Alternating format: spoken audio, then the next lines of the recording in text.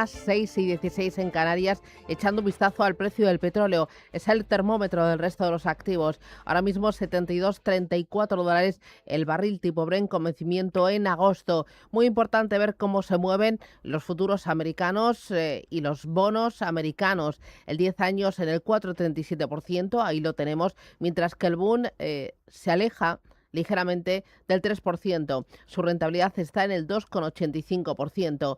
En Asia tenemos signo mixto. ¿Quién es arriba y quién es abajo, Eva? Bueno, pues lo que estamos viendo es como hay un claro ganador, es la bolsa de Hong Kong, el índice Hansen, que es el que se desmarca con fuertes subidas del entorno del 2%, hasta ahora algo más relajado, un 84%, hasta los 23.089 puntos. Shanghái apenas avanza hasta ahora, se está reduciendo el ritmo de las subidas hasta los 4.028 puntos, mientras vemos como las grandes caídas son para el índice Nikkei en Tokio del 1,20%, aquí se están agrandando también las caídas, 68.532 puntos, mientras que el Kospi surcoreano a esta hora cae el 1% hasta los 8.302 puntos. En cuanto a la bolsa australiana, vemos como el ASX 200 suma un 0,34% hasta los 8.794 puntos. El VIX de volatilidad lo tenemos en rojo, 19,03 puntos. Los futuros americanos, Roberto. Subida del 0,44% para el Nasdaq 100, del 0,37 es el alza en el futuro del SP500 y el Dow Jones apunta a una subida en estos momentos del 0,22%. Los futuros en Europa vienen en verde, ligeras ganancias, el DAX arriba un 0,29% y el Eurostock 50 sube un 0,05%. ¿Y Bitcoin? Pues Bitcoin bastante tocado, ha perforado los 60.000 dólares, ahora mismo 59.616 dólares, cae la última semana un 6,5%. El desplome de cero es mayor, cercano al 9%, en la última semana, tiempo real, 1.569 dólares. Con esta fotografía vamos directamente al contenido.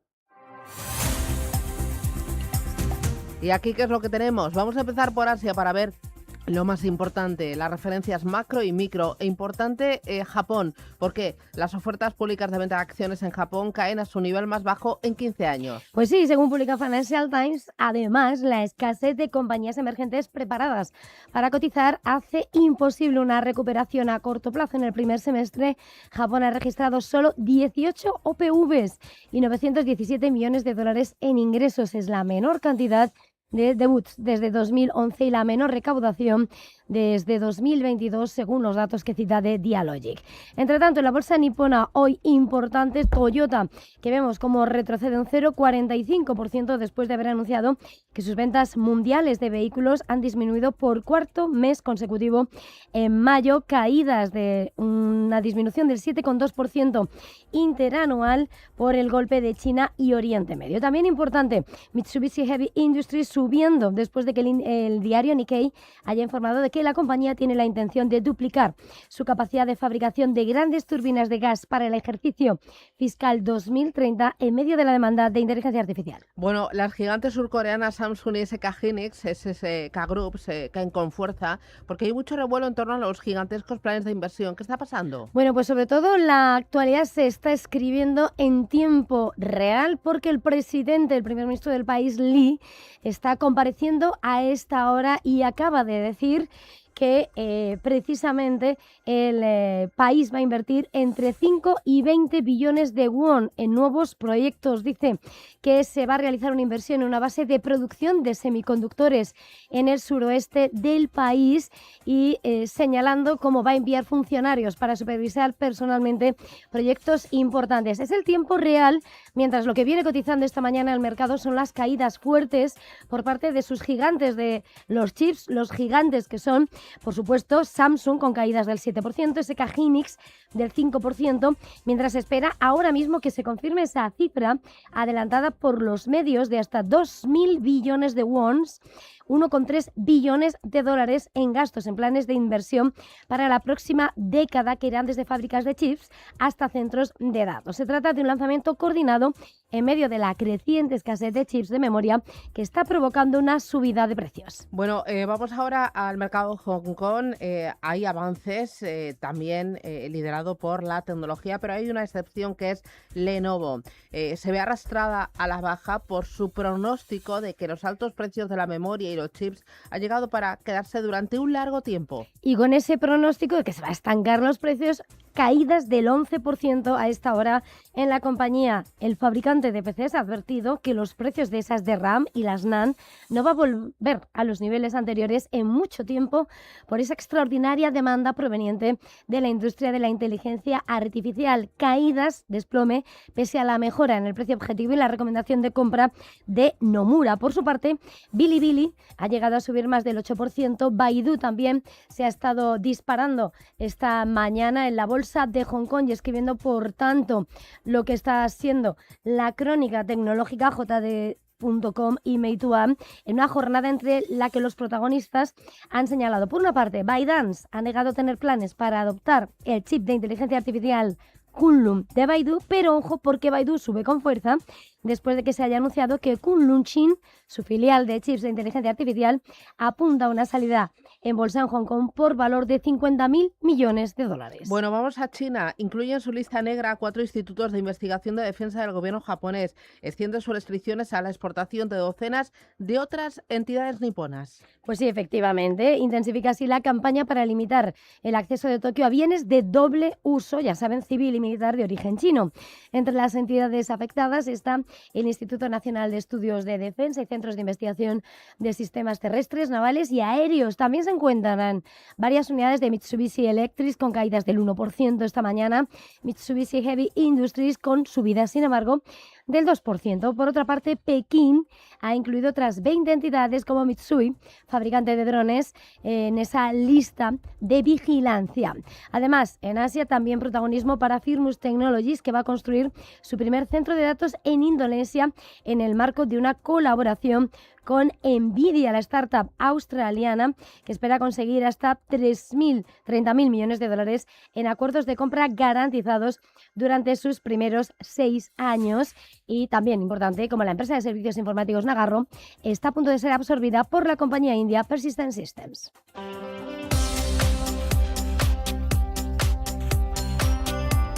Miramos a Estados Unidos, vamos a ver las claves para el día de hoy. Hoy vamos a tener índice manufacturero de la FED de Dallas del pasado mes de junio, bueno, de este mes de junio que termina mañana.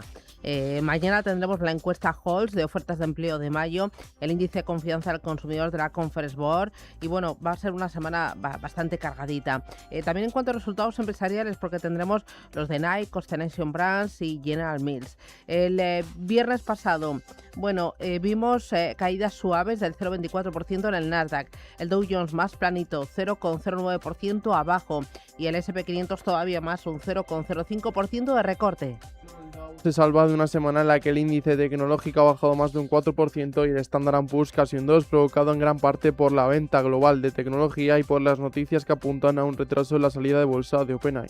Esto se prolongó el viernes, donde fabricantes de chips como Micron cayeron más de un 6%, en lo que se tomó como una realización de beneficios después de sus máximos del jueves. AMD bajó más de un 2%, Nvidia más de un 1%, Qualcomm se desplomó más de un 7% e Intel también cayó más de un 3%. Una de las más bajistas fue Western Digital, sus títulos perdieron más de un 13% después de que el viernes recibieron una rebaja de calificación de Fox Advisors. Las subidas vinieron de algunas de las 7 magníficas como Apple o Microsoft, que subieron un 3 y un 5% de forma respectiva después de sus grandes caídas en la sesión anterior. Amazon también subió 2 puntos porcentuales después de anunciar una inversión de 13.000 millones en la India hasta 2030. En el S&P 500 fueron laboratorios como Moderna, Eli Lilly o Biogen los que dominaron las subidas. La primera se encaminó a máximos de 2 años y fue la más alcista, con un avance del 12% después de recibir noticias positivas de la Administración de Alimentos y Medicamentos sobre su vacuna experimental contra la gripe estacional. Eli Lilly también subió más de un 7% después de que la Agencia Europea de Medicamentos respaldara su fármaco contra el cáncer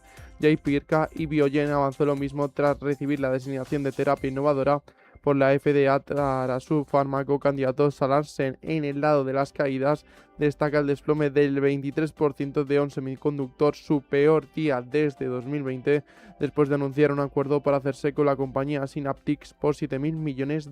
En el Dow Jones, Microsoft, IBM y Salesforce fueron los más alcistas, ganancias superiores al 5%. La segunda presentó el primer chip inferior a 1 nanómetro del mundo y la tercera lanzó nuevas actualizaciones de su herramienta Agentforce Commerce. Cisco y Goldman Sachs bajaron más de un 4%, pero la más bajista fue otra vez Caterpillar, descendió más de un 5%. Más allá de valores, en el lado macro destacó el dato de confianza de la Universidad de Michigan de junio, que se colocó en 49,5 puntos, algo por debajo de los 50 que esperaba el consenso de mercado. Para Nick Ascari, presidente del Banco de la Fed de Minneapolis, la inflación está siendo impulsada por dinámicas de oferta. Bueno, La inflación está impulsada por dinámica de oferta, ya sea por los aranceles que hacen subir el precio de los productos que compramos en el extranjero, por la interrupción del suministro de fertilizantes debido al estrecho de Hormuz o por los precios de la energía y el petróleo relacionados con el estrecho de Hormuz.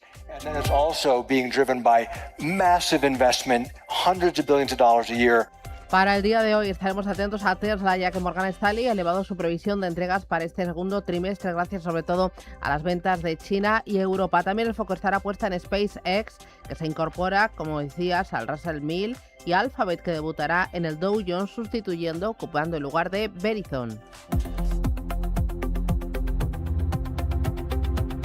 Miramos a Europa, son las 7:27. Ángeles Lozano, buenos días. Hola, ¿qué tal? Muy buenos días a todos. ¿Y hoy dónde estás mirando ya? Pues estamos mirando al Reino Unido porque el candidato a primer ministro, Andy Burnham, va a pronunciar un discurso político, el primero desde que lanzó su candidatura para convertirse en el premier británico, en el que va a anunciar sus planes. Habla de un número 10 del norte. En esa intervención en Manchester se espera que hable de impulsar el crecimiento en todas las naciones y regiones del Reino Unido, al tiempo que promete situar la descentralización como punto central de su programa de gobierno. En el caso de que ningún otro diputado laborista se presente como candidato a líder, se espera que Burnham se convierta en primer ministro el 20 de julio. Además, hoy vamos a conocer el dato preliminar de IPC de junio en España y la evolución de las ventas minoristas de mayo también en nuestro país.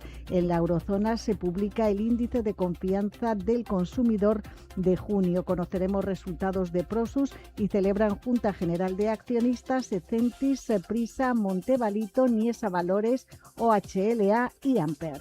Miramos a la semana pasada, dame un pequeño balance, ¿cómo fue? Pues alcista, al cierre el IBEX 35 consiguió revalorizarse un 0,4% en el conjunto de los 5 días. Hoy comenzará a moverse desde 19.425 puntos. En el resto de las bolsas europeas, la sesión se despedía con descensos. El DAX alemán bajaba un 1,3%, París caía un 0,55%, Milán un punto porcentual y Londres un 0,2%. Y en el conjunto de la pasada semana, el mejor valor dentro del selectivo español fue IAG, que subió un 6,5% de lunes a viernes, y dos eléctricas, Endesa, que ganó un 4,2%, e Iberdrola, que también subía más de 4 puntos porcentuales y tocaba sus máximos históricos.